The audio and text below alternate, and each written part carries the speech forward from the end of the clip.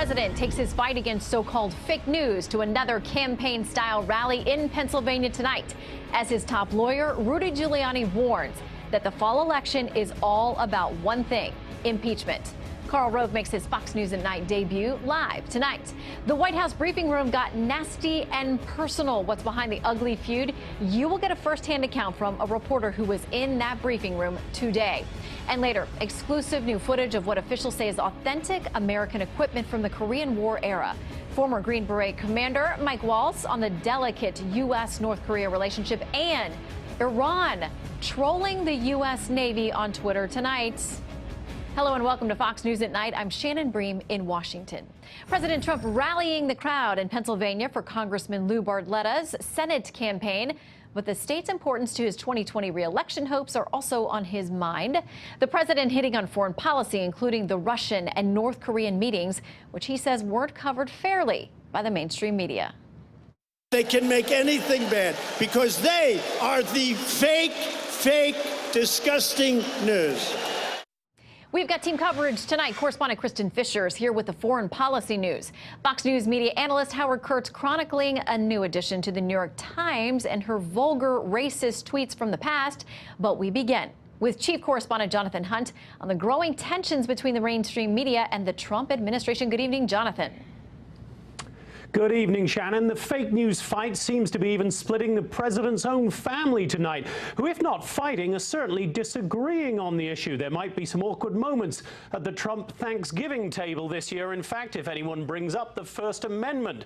Ivanka Trump seemed distinctly uncomfortable when asked at the end of a public forum today if she considers reporters in the room to be, as her father has described many in the media, the enemy of the people. She simply said no before being asked to elaborate.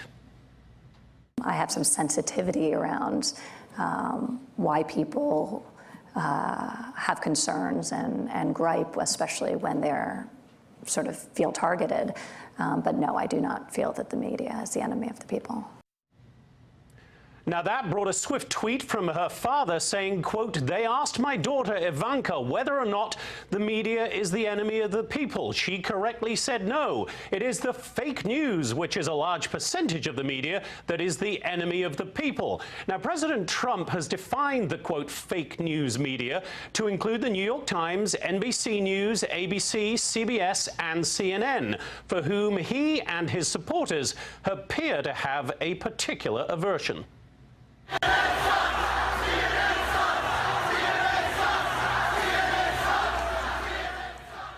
CNN sucks, the words there. The president, his supporters, and to some extent CNN itself have made CNN's White House reporter Jim Acosta a focus of this fight. And today, Acosta repeatedly challenged White House Press Secretary Sarah Huckabee Sanders to declare from the podium that the press is not the enemy of the people. His own daughter acknowledges that, and all I'm asking you to do, Sarah, is to acknowledge that right now and right here. I appreciate your passion. I share it. I've addressed this question. I've addressed my personal feelings. I'm here to speak on behalf of the president. He's made his comments clear.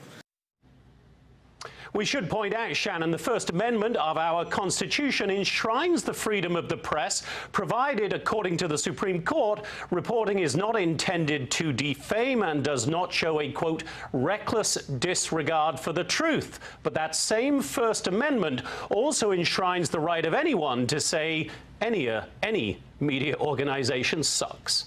Shannon? So it does. Jonathan Hunt, a good point. Thank you very much. Sure. Tonight, the New York Times is standing by a new edition despite her numerous racist tweets from the past. Fox News media analyst, host of Media Buzz, Howard Kurtz, on why some offensive tweets are apparently okay, but others aren't.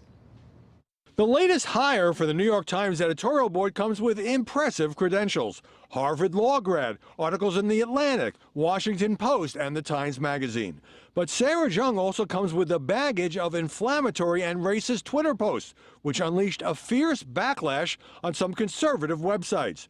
Jeong tweeted between 2013 and 2015 that white men are groveling goblins and BS. Dumbass blanking white people marking up the internet with their opinions like dogs blanking on fire hydrants. Oh man, it's kind of sick how much joy I get out of being cruel to old white men.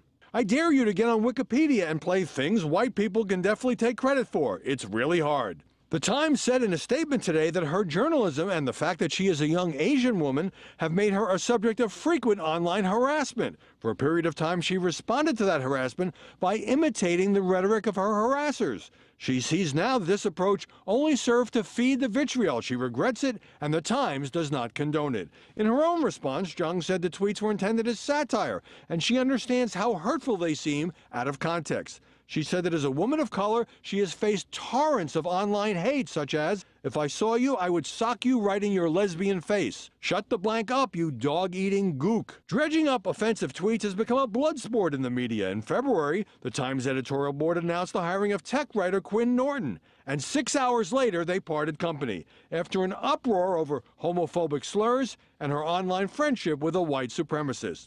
In March, The Atlantic hired and very quickly fired National Review's Kevin Williamson over such controversial tweets as, "The law should treat abortion like any other homicide."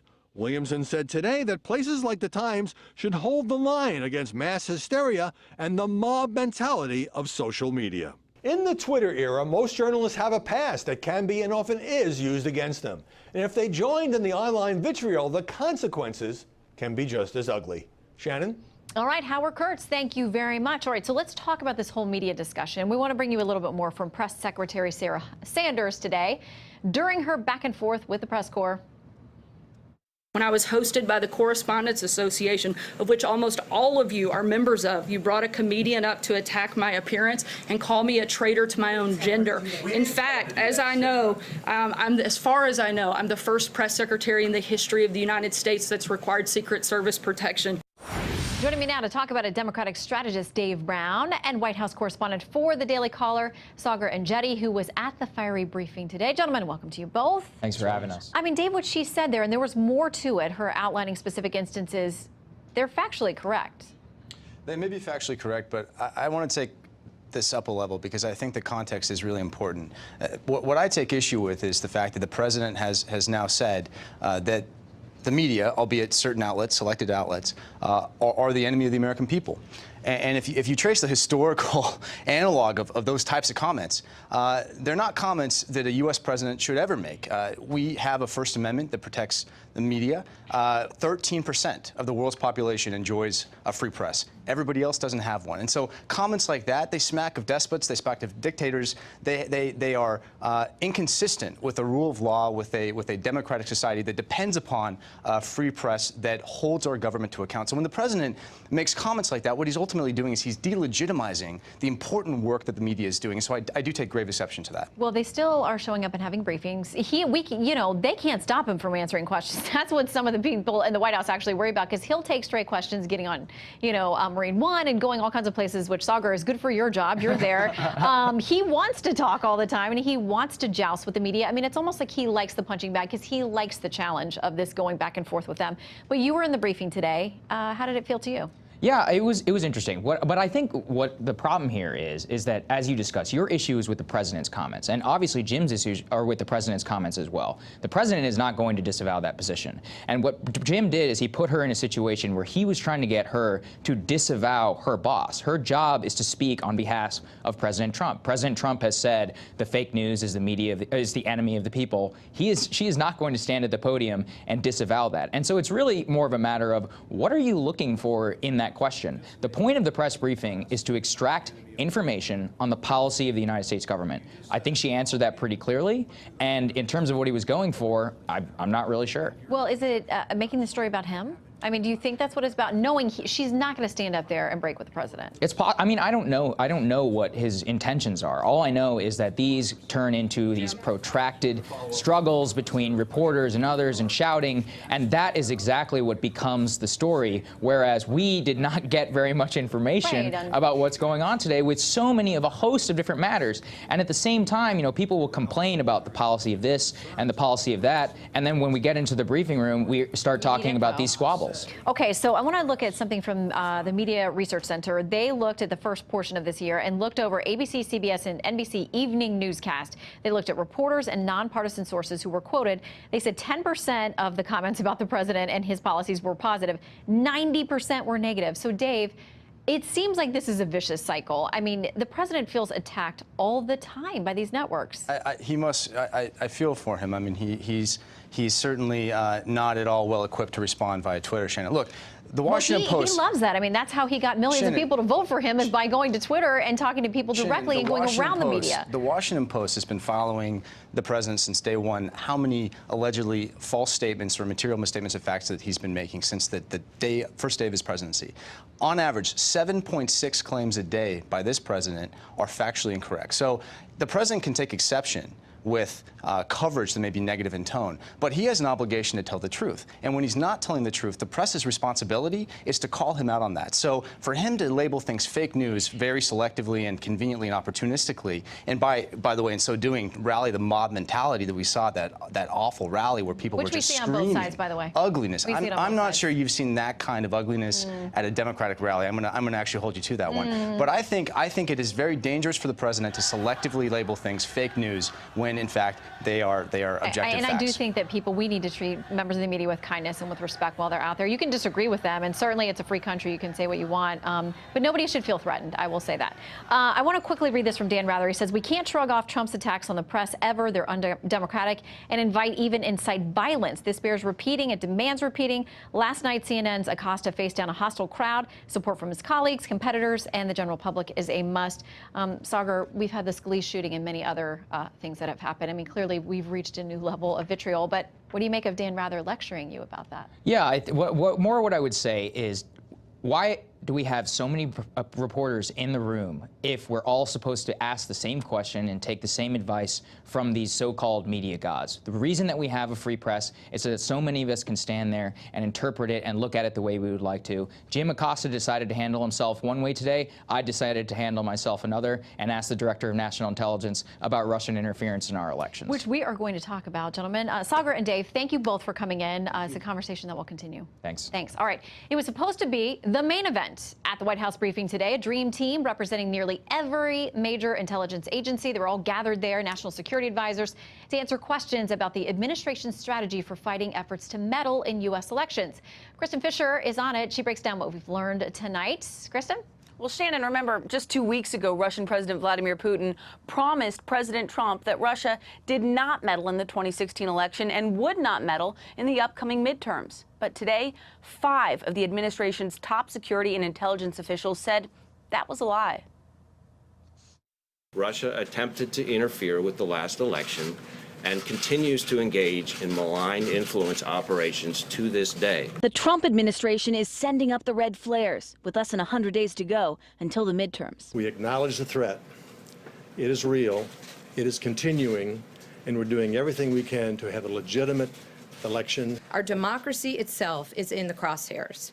Free and fair elections are the cornerstone of our democracy. They insist the interference has never affected the vote count, but it has had an impact in terms of sowing discord and undermining confidence. To fight it, they outlined a strategy involving teamwork with private tech companies, intelligence sharing between federal and local officials, and ongoing operations, most of which could not be discussed. Democrats were quick to say they should be doing more, though they overwhelmingly applauded this show of force and solidarity in the White House briefing room. You have to have the president on board for an all-government approach. It was great to hear the agencies. I was encouraged by what they said today. I thought they have a good command of what we need to do. The question is, do they have the support from the president?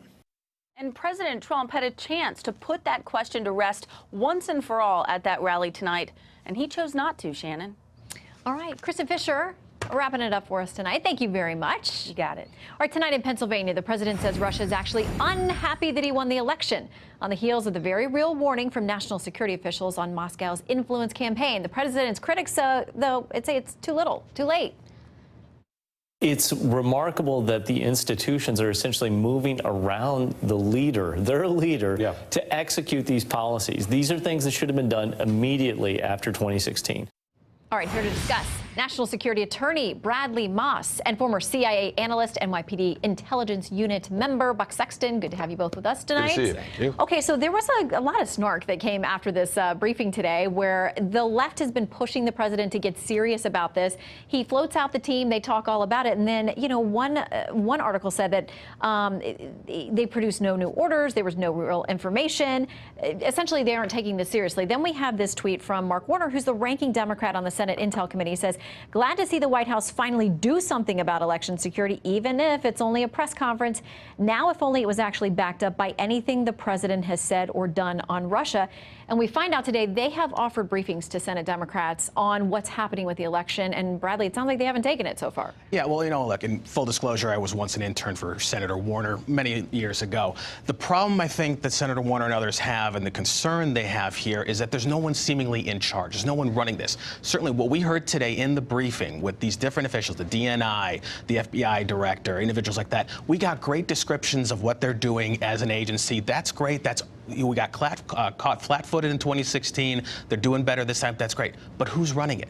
When we had an Ebola scare a few years ago, we had someone be brought in to compile all the data, to be the person in charge, to give tasks. You do this. You handle this part. Who's running this this time? It seems like a lot of it is coming from Department of Homeland Security. We heard from Secretary Nielsen today. And also, we got to look at this letter from former Ambassador John Bolton, who is National Security Advisor. He says this. He outlined everything. If you want to see the letter, it's online. He talks about all the things they're doing. He says DH cybersecurity experts have conducted vulnerability assessments, provided expertise in network protection and incident response, and facilitated training and exercise for election officials. He says it's up to states, but we're equipping them every way we can. They've also readied themselves to provide rapid response to potential cybersecurity incidents. And again, he mentions, Buck, we're happy to brief the more sensitive classified nature of this to Senate Democrats. We're waiting. Well, there's also two very important components of this problem. One is cyber hacking and intrusions, right? And that's where you can have these public-private partnerships and Facebook and others that are trying to do everything they can to make sure that there aren't actually Russian attempts to get into the servers or get into election voting machines. Even when they're air-gapped, there are some ways that you can still actually try to intrude on those. And then there's the propaganda aspect of this, which goes to the sock puppets on Facebook and Twitter and trying to spread fake news or false information. These are not problems that you will ever eliminate. I mean, this reminds me in many ways of the terrorism discussion, because you're trying to mitigate risks and you are working in a vast federal bureaucracy with lots of different pieces, not always particularly nimble pieces, by the way. Somebody used to work for one of them that are trying to do their best here. But everyone needs to understand that there is no universe in which there is no propaganda on the internet from foreign countries trying to intrude on us, that there are no efforts to do, by the way, pretty low-tech, unskilled hacking efforts, things like phishing, that rely on social engineering. You send someone an email and say, give me your password because I'm the IT guy for your network. Doesn't matter what DHS is doing. You could have the DNI sitting next to you. If you give somebody your password and you don't realize that their thing is actually in Cyrillic, you got a problem. Yeah, and we've heard from DHS Secretary Nielsen about the way that she estimates a cyber attack and the danger of that versus a physical attack from a foreign country. Here's what she said just a couple days ago. The threat has changed a lot. I worry a lot about cyber. I think the cyber attack surface is much bigger than the physical attack surface. It affects all of us, from a mom in a kitchen teaching her kids through a computer to a very advanced financial system. Yeah. What do you think of that? Because it's clear that there is a massive problem. Well, certainly. And like Buck was saying, there's an aspect of this that will never go away. The social media disinformation, that'll always be there. But there has to be some measure of leadership here. There has to be a true, consistent message. And I think the one problem this administration has, and what they're seeing in terms of how they're fighting back with this media narrative, is that you get these briefings like you had today, which were great, which gave what the public needed in terms of reassurance. But then 3 or 4 hours later, the president goes to a rally and he starts talking about how, oh, it's all Russia hoax. Oh, Putin just wants to be my friend. I mean, that's different than cyber intrusions. Yeah, so I mean, the president's going to continue to say, there's no evidence of that. The president is very clear that there was no coordination between his campaign, between the president himself, and any of these Russian actors that we've seen in the past. But I think that you also have to look at the broader context here, and that is that the Democrats that are complaining right now, and you saw Mark Warner's tweet and others, it seems like the president is damned if he does, damned if he doesn't, right? I mean, he's got the most senior national security officials possible giving a detailed description to the degree they can. They're not going to talk about all their cyber capabilities. We all know that. Doing everything in their power to tell the American people, we're on this. We've got this. We're trying to make this election as clean and as good to go as possible. You also have to remember that in 2016, the Obama administration decided not to do more, and a lot of people look at it and say that was a political calculation. Now, you could say it was the right one or the wrong one for them to make, but it was a political calculation. It was not a national security calculation. They decided to pass up that opportunity right then and there. And keep in mind that however this election goes, Shannon, I have a feeling some people are going to be unhappy with the measures no matter what we do. I think you're right. Buck and Bradley, great to have both of you in tonight. Thank you. All right, President Trump on the campaign trail in Pennsylvania, stumping for Republican Senate candidate and current Congressman Lou Barletta, and touting his administration's successes. You have the lowest level of unemployment in the history of our country. How does somebody fight that, right? How does somebody fight it? Right? So which base is getting more fired up by seeing the president out there on the campaign trail, conservatives or the anti-Trump resistance? Karl Rove live with analysis next. The results are in tonight from Tennessee's Senate primaries to fill the seat being vacated by retiring Republican Bob Corker. Republican Congresswoman Marsha Blackburn winning the GOP primary and strongly embracing President Trump she has from the beginning. Former Governor Phil Bredesen winning the Democratic nomination, and he's been hesitant to attack the president out there on the campaign trail in a state that the commander-in-chief won by 26 points and where he remains popular. Well, President Trump rallying in Pennsylvania tonight in support of Congressman Lou Barletta's campaign to unseat Democrat Senator Bob Casey. The president tackling Democrats' talking points head on. When Bernie tells how wonderful things are, think of it. He wants to raise your taxes. He wants to create massive amounts of crime. He wants to open your borders. Think of it. Just think of it. When he goes out, and I say one thing, African American, Hispanic, Asian, you have the lowest level of unemployment in the history of our country. How does somebody fight that, right? But is the president doing more to energize the Democratic base or the GOP? Fox News contributor, former senior advisor to President George W. Bush, Karl Rove, joins us from Texas. Good evening, Karl. Evening. Okay, so let's talk about this. I want to read something from an article in The Hill. They say Democrats are near gleeful at the idea of Trump commanding the spotlight with fewer than 100 days until the midterms. They note that his approval ratings are still mediocre, even if they've ticked up modestly in recent weeks. They also contend that his involvement will juice Democratic turnout, a factor they think will outweigh any beneficial effect on GOP voter enthusiasm. I mean, Karl, you see these rallies. There are still tens of thousands of people on some nights showing up to see the president. Isn't enough to make a difference in the midterms. Well, let's be careful about taking rallies as an indication of how the election might turn out. Yes, these are terrific rallies, but I'd remind you, in 1972, George McGovern was met with huge crowds as he went around the country. In 1988, Michael Dukakis was very well received. Walter Mondale, as he was going down to defeat in 49 states, could have big rallies. Got to be careful about this because in the Fox poll, look at the recent Fox News poll, came out just a few days ago. July 11th was the final field date. 46% approve of the president's job performance. That's a good number. Only 28, however, percent strongly approve, 18% somewhat approve. Now look at the disapprove, 51%. But 41% strongly disapprove. So the opposition is energized. The question is, how does the president handle the issue of energizing these people and yet not adding to the weight over here? And it's a difficult thing to do for anybody in the White House. But the president, I think, is smart to go out and do these rallies now to get people juiced up. But at the end of the campaign, it's going to be smart in many contests for the president to sort of absent himself from the scene and let the candidates shine through so that people say, if I like Trump, I'm going to vote for the person who stands with Trump. But if I'm not so hot on Trump, let me make a decision between the two people who are on the ballot. Yeah, and we've seen that with all kinds of presidents. I mean, President Obama, too, would stay away from races where he thought he potentially could hurt the candidate. Right. But you know what folks are going to say. They're going to look back to 2016 and say the polls were so far off that they were never told that the president really had any legitimate chance of winning, like a 2% chance. And look what happened. So is that dangerous for conservatives and GOP voters or those who support the president to say, I don't trust the polls? Is it better for with the Republicans if they say, I do trust them that he may be in trouble, that Congress may be in trouble, and I need to show up?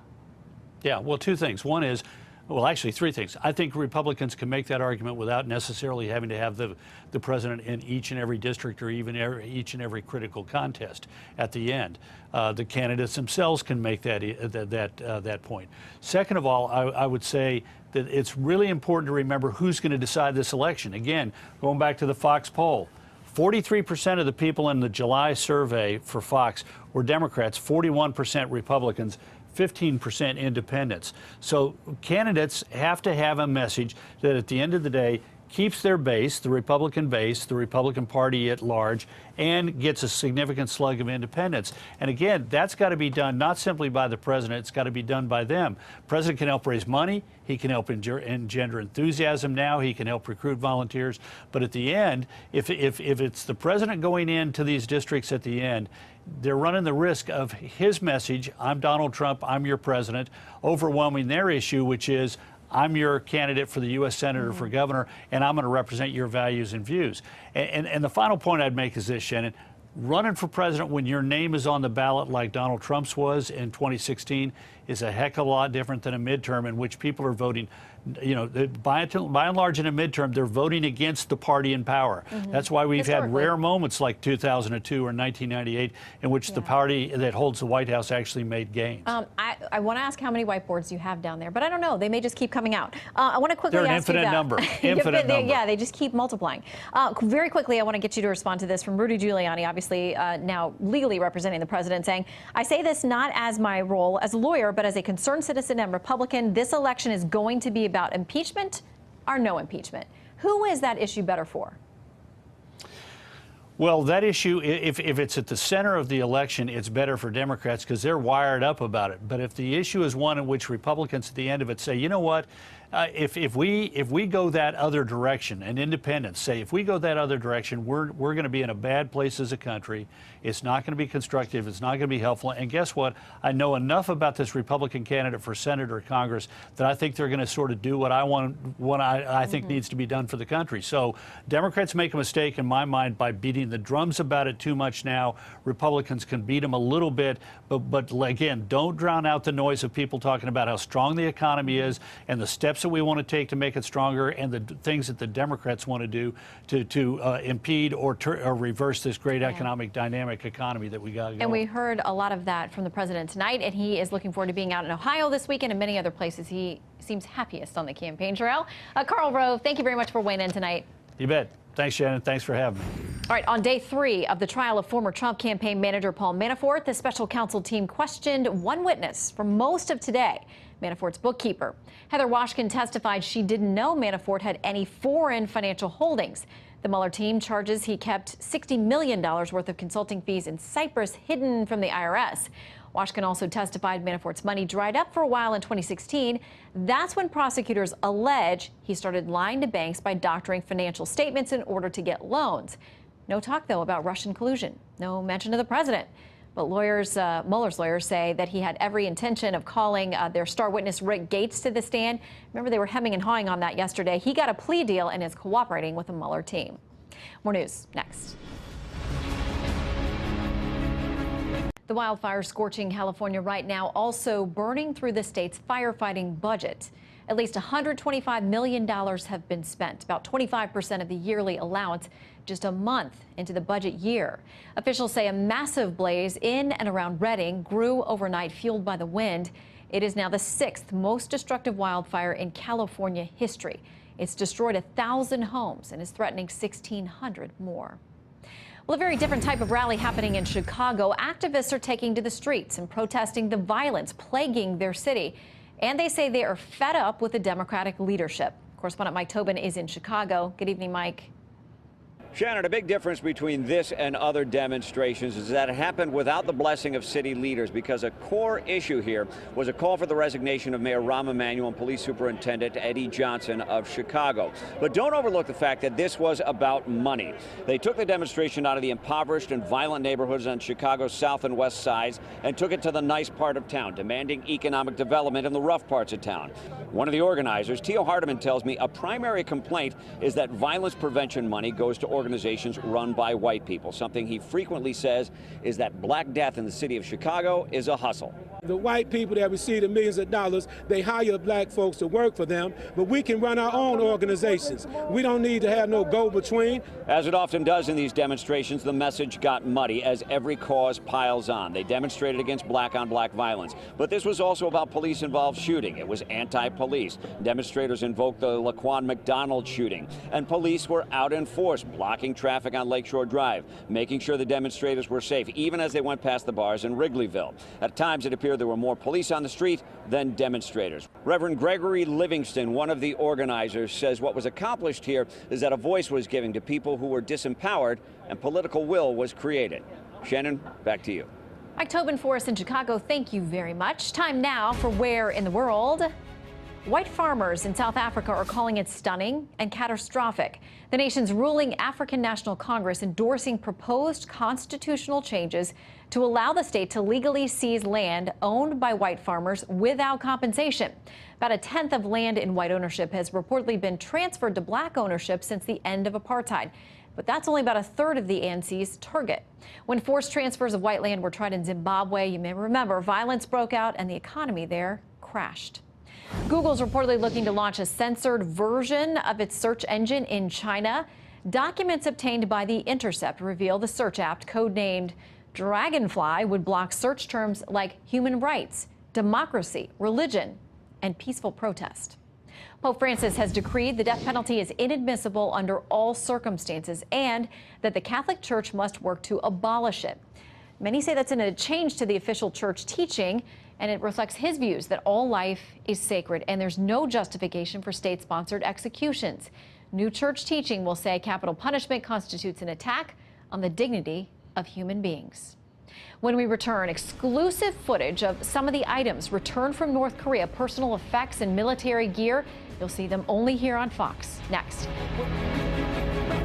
Current counterterrorism advisor Mike Waltz, who also weighs in on a provocative message from Iran, coming in tonight.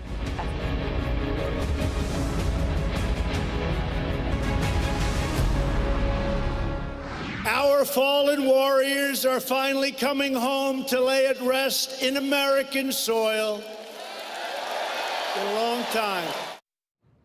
That was the president a short time ago in Pennsylvania. Now tonight, exclusive new images of items recovered from North Korea, along with the remains of fallen U.S. soldiers from decades ago. Military equipment that scientists say it's actually authentic to U.S. soldiers during the Korean War era. Dozens of buttons, some helmets, several canteens have been recovered as government scientists are now working on identifying the presumed remains of U.S. service members lost during the Korean War, returned to U.S. soil today. What we saw were remains that were consistent with what we have found from Korean War recoveries we've done over the years. We found remains that were consistent with being Americans. Former Green Beret commander and current reservist Colonel Mike Waltz is here to weigh in on that and what it means for diplomatic efforts with North Korea. Yeah. Colonel, great to have you with us tonight. Thanks, Shannon. What do you make of this? I mean, the president and vice president both saying it represents that the tough talk, the negotiations in Singapore are actually working with North Korea, while critics say maybe, but they're not getting rid of their nuclear program. What do you say? Well, just before we get into the negotiations, can I just reiterate, when we go into combat, we make a solemn oath to our brothers and sisters to the left and right of us that we will never leave a fallen soldier. And if the worst happens, that our fellow Americans and our government will do everything possible to get our remains back to our families. And I can't overemphasize how important this is to the families to have that closure. They truly suffer the burden of our service. And I just ask everyone, as you thank your veteran, take an extra step and thank mom, thank spouse, thank children. It really is a team effort to defend our country. In the broader effort here, this is a step forward. The previous high in terms of remains returned was in the 1990s at 33. This is 55. On the other hand, we have a long way to go. There's over 5,000 still missing. And I think if the North Koreans were really serious, they would allow those joint teams like we've had in the past of American forensic experts to go in and help find these remains rather than these kind of trickling out of, a few dozen at a time. We have over 5,000 to get to. Yeah, and I read the story of Noreen Loper, who talks about her brother James O'Meara missing in the Korean War since 1953. Yeah. Here's what she said. It's been a long, long time now. For most people, Korea is the forgotten war. For me, there's never been any closure. These days, I keep thinking, am I going to find out in my lifetime? I've got to know what happened to him, even if it's only some bones. You talk about what this means to people who just don't have answers and they don't have any piece of their loved one, so they can have a proper burial and be able to say goodbye to them. Right. Yeah, Shannon, I wake up every single day thinking about how I can make that day worthy of the Americans, of my soldiers that we lost, and how can we all be worthy of those lives that were sacrificed. And my heart goes out to those families that don't have some type of closure, and this is an important step, and my hat's off to President Trump for putting it front and center in his negotiations with Kim Jong-un. Okay, I want to ask you, too, since we have you tonight, about what's going on in the Persian Gulf. We heard that Iran in the last couple of days was preparing to have a massive naval exercise. That was no secret. But tonight we have a tweet from their foreign minister saying this: U.S. Navy can't seem to find its way around our waters, perhaps because it hasn't figured out its name, Persian Gulf, as it's been called for 2,000 years longer than U.S. has existed. Or maybe it doesn't know what it's doing in our backyard 7,000 miles from home. Little Iranian trolling tonight. So part of this is kind of an age-old dispute between the Arabs in the Middle East and the Persians of whether you call it the Arabian Gulf or the Persian Gulf. And we tend in military circles, we call it the Arabian Gulf because our allies, the Emiratis, the Saudis and others, that's what they call it. But really what this is the Iranians saber rattling and diverting their domestic attention to the United States because it's so bad internally right now in Iran. President Trump rightly withdrew from the Iran deal, reimposed sanctions because he knows, John Bolton knows, and others know, Pompeo knows, that the Achilles heel of Iran is its crumbling economy. The rial, the currency is really tanking. Inflation is spiking. The regime is in real trouble. The president of Iran has been called to the carpet now on just not being able to provide basic services to its people. And again, I applaud President Trump for kind of putting his foot on the neck of the Iranian economy and the regime, which has lined its pocket with the billions it's received under the Iran deal from the Obama administration. And we know that the people are the ones who will make all the difference there, and they are increasingly speaking out. We will watch that very closely, as we know you are too. Colonel, thank you for being with us tonight. All right. Thank you so much, Shannon. All right, the Trump administration kicks yet another Obama-era regulation to the curb. A number of left-leaning states tell the president, well, great, we'll see you in court. That's next. President Trump is chipping away at another piece of his predecessor's regulatory legacy tonight, slamming the brakes on changes to fuel economy standards instituted during the Obama administration. Correspondent Doug McKelway explains. It is the latest and arguably the biggest potential rollback of Obama-era regulations to date. Under today's proposed rule, the Trump administration would freeze CAFE, or corporate average fuel economy standards, at year 2020 levels, 43 miles per gallon, rescinding the rise to 54.5 miles per gallon by the year 2025. Opponents see it as a bonus for automakers struggling to meet standards, some having already cheated to meet them. Supporters also see it as a win for consumer choice. They will be empowered to choose the kind of vehicles they want to drive, not being told what vehicles to drive by bureaucrats from Washington. 20 state attorneys general, led by New York's Barbara Underwood, condemned the proposed change, announcing plans to sue, noting a final rule would weaken efforts to, quote, reduce carbon pollution, improve air quality, and save drivers money on gas. Separately today, the Trump administration moved to withdraw California's CAFE waiver. California has stricter emission standards that 13 other states and D.C. follow, representing 40 million Americans. California sued in May in anticipation of today's action. California will do whatever it takes to maintain today's clean car standards. Both sides in this fight argue that saving lives is their primary concern, proponents noting to meet tougher standards, automakers have reduced vehicle weight. The lighter the vehicle, the higher the risk for the driver, obviously. Indeed, the Insurance Institute for Highway Safety finds nearly 2/3 of those vehicles with the highest death rates were small cars or mini cars. But opponents of the proposed change cite California wildfires, mudslides, and childhood asthma as manifestations of climate change brought on by increased CO2 levels, spewing in part from auto tailpipes. The Earth is not flat, and climate change is real.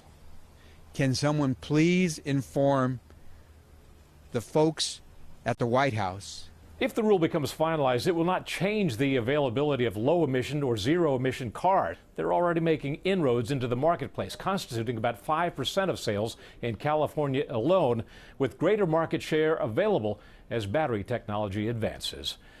Shannon? Doug McKelway for us at the White House. Thank you, and stay with us. Our Midnight Hero is next.